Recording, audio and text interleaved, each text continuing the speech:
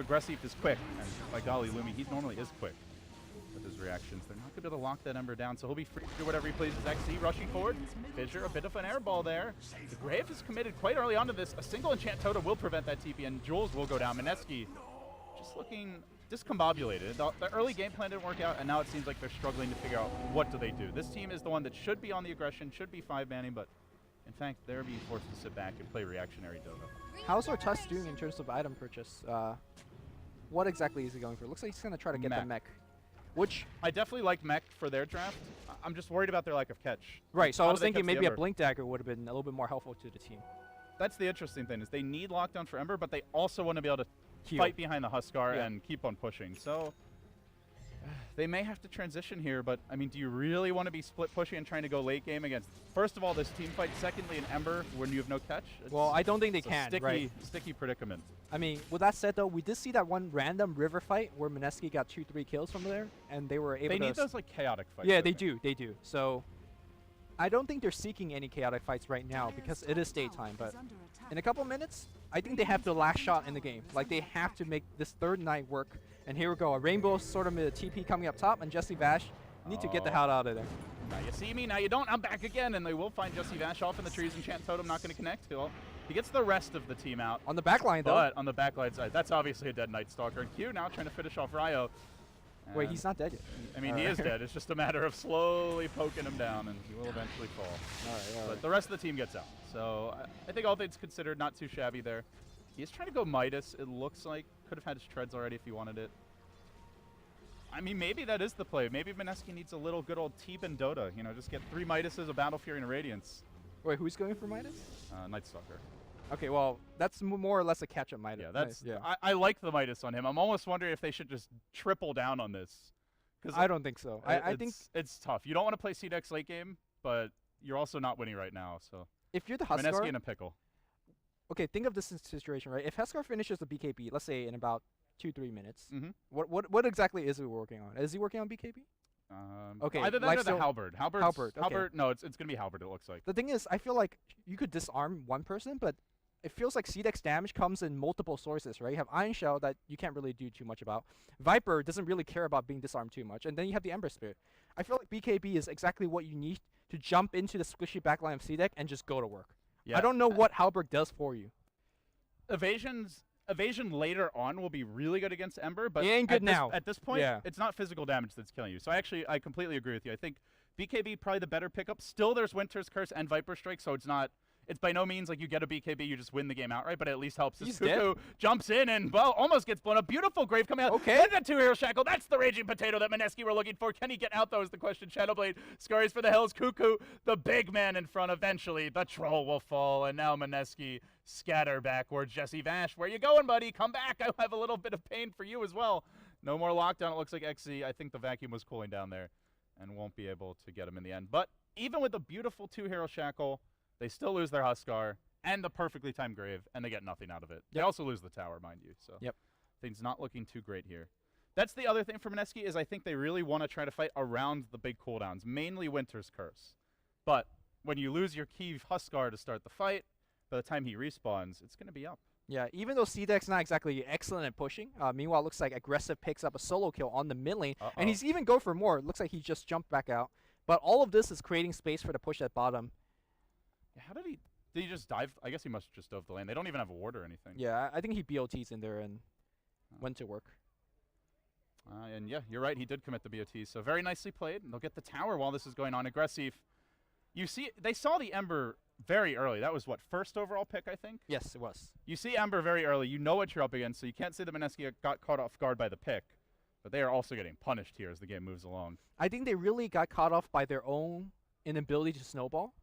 As we see Rio got, looks like he's it's on cooldown. He's unable to snowball. Well, not that snowball I'm talking about, but when they pick up the Huskar, they generally win the game, or at least get very far ahead 15 minutes in. But like we talked about, the lanes didn't go well for the Night Stalker. The Darkseer did his job, you know, just got his farm, got the early mech, and... they're trying to hunt this Ember, but... I mean, let's say he gets a shackle shot off. Does he even get a kill solo? I don't think while Flame Guard's active. If it's down with the Void, I think maybe they've just enough. They also kind of need that Shadow Blade auto attack to come out aggressive. He's dropping not low. even taking any damage. Look. He's got the Wyvern. Yeah. He's not dying. In fact, they're going to turn this one. Aggressive is about to live up to his name here. Charging forward. It's nighttime, but you wouldn't know it by the way the vampire is getting butchered. That's a desperate gank. Trying to do an Ember in front of his tier 1 tower. Bottom lane, though, it looks like XZ might be in a little bit of trouble. Just going to get kited and slowly die here, I think. Okay, oh, he you can can TP out. Look at how much damage he's taking from the Nether Toxin, though. Yeah, he almost died. Yeah. The Nether Toxin is actually, you do not want to be throwing those flame spears. And this is why Manta is so good on Viper, because your illusions actually do a sizable amount of damage as well.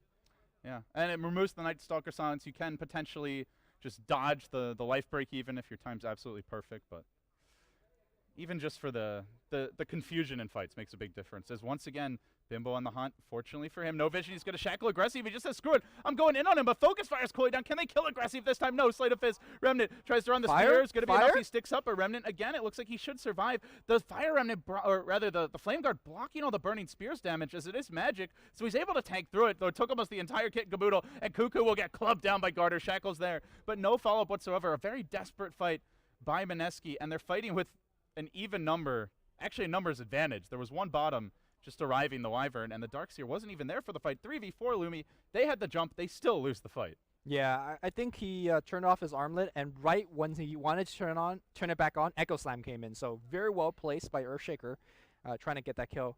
And you can see that CDEC had a huge advantage, and I think they're barely beginning to go into the Rosh. To me, this is a very safe play. You don't want to take a Roshan fight where the Huskar is still alive, and you come in and just wipe your team and take the Aegis. So they're only now going for the Huskar is dead for a while, and they should be able to take it down with the Medallion before the Huskar gets into the fight. Very good use of Cold Embrace here to tank up the Rosh, while Garter takes absolutely no damage, but he will get bashed as punishment. Sigil going to scout this out. Rosh will need about half HP. This could be big for Mineski. They do not. You don't want to give up Rosh. At this point, you're taking every fight you possibly can if you're Mineski, and they are swarming in. XZ up on the high ground looking for the counter initiation, but Bimbo's going to find him. Shackles there. All right. This is huge. XZ almost Need dead. to kill him. Gets him with the fissure, trying to disengage. Not quite enough. Aggressive, though. Where's the Huskar? Will be alive for now. The Darkseer's going to buy back, recommand the fight. Huskar's down into the Rosh pit, working on Shiki, but he's a damn tanky mother. And now backs off. Bimbo, caught by the chains, trying to survive as Aggressive chases him so far. The Night Stalker also dropping in this fight, and Aggressive continues pursuit. They're going to catch Shiki. Snowball coming in hot onto the big flying Manta. They'll get the kill there as well, but the trade is Aggressive getting the kill on the Raging Potato. Remember, Darkseer bought back for this. I don't know if they have the firepower, Lumen. They got back. They got back. The back up onto the high ground. The he point, jumps but he down. dunks down. Okay. He jumps out.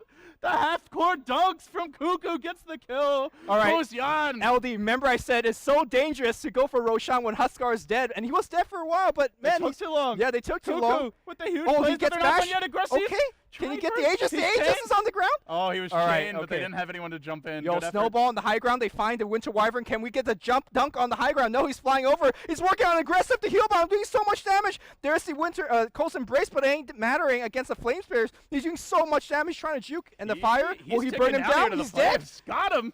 All right, Mineski, they're back. Cuckoo, what a man. This is a breath of fresh air for a team that was looking close to roasted. And, you know, it's what happens when the fights get chaotic. That's This is what they Mineski wants. That's where Huskar thrives, and that's where CDEC just crumble. If they don't get a decent Curse, Vacuum, Echo Slam, Fissure combo with the Ember doing some AoE damage, suddenly they're not that scary. Okay, LD, I need some real talk. Okay, real talk. They just wiped CDEC. They forced the buyback. They got the Darkseer kill, and you're showing the graph here. Let's show that again. Okay, but really, how far behind is Mineski? Because to me, they're more than 2.5k he'll go behind.